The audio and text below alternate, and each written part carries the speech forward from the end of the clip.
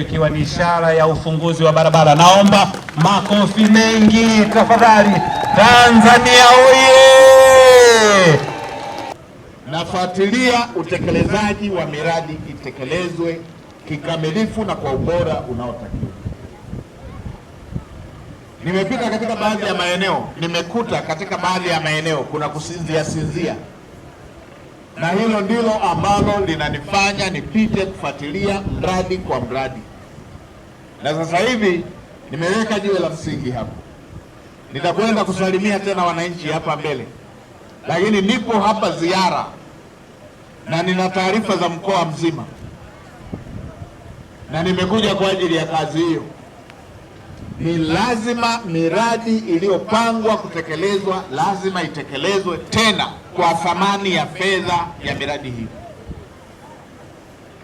Nimepita, nimeona katika baadhi ya maeneo kusinzia na kulegalega, na mimi niwahakikishie wananchi, hapata kwepo na mchezo wala mzaha wala huruma na yeyote yule anayecheza na fedha za umma.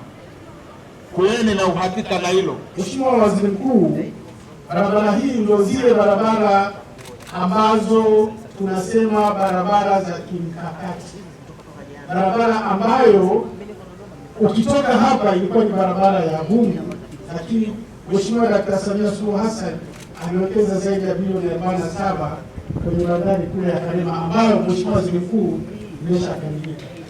Na kwa kuwa barabara hii itabeba magari makubwa, mizigo mikubwa sana, ambapo ndiyo itakayokuwa inapokea mizigo kutoka DRC, lakini kutoka bandari ya Dar es Salaam na Tanzania kwa ujumla na nchi jirani kwenda DRC.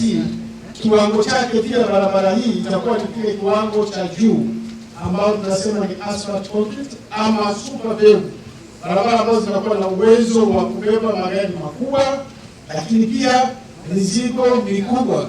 Na Mheshimiwa Waziri Mkuu, wewe utakumbuka wakati ukiwa waziri wa fedha, mchakato huu uliuanzisha mwenyewe. Tunaishukuru sana serikali ya awamu ya 6 kwa ujenzi huu wa hii barabara ya lami ambayo itakwenda kuwafaidisha wananchi wa Tanganyika, lakini na wananchi wa mkoa mzima wa Katavi. Mimi ni Ngereja Ngamba Chipokoma. Hii barabara kwenda Karema inatusaidia sana kwa sababu iko mpagani wa Tanzania na utekelezaji wa mradi. Naona sasa hii ina mradi nyingi, usafiri wa watu kupita huko kwenda Karema, kuja huko Mpanda, uza kusafiri safari mbalimbali. Naenda Dar es Salaam, naenda Mwanza. Sasa ilikuwa mbaya, ilikuwa inatusumbua. Kwa majina naitwa Michael Charles. Na kusema ukweli hii barabara mwanzoni ilikuwa sio nzuri. Tulikuwa tunapitia changamoto nyingi mpaka kufika Karema, Ikola. Lakini kwa saizi walipoanza kuleta maendeleo haya, tunashukuru. Tunashukuru sana kwa sababu njia inapendeza, inakuwa nzuri. Yani kiufupi tu tunamshukuru rais wetu na aongeze nguvu ili iweze kuisha kwa haraka.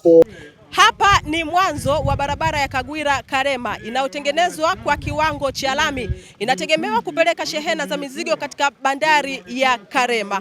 Mimi ni Swaum Katambo.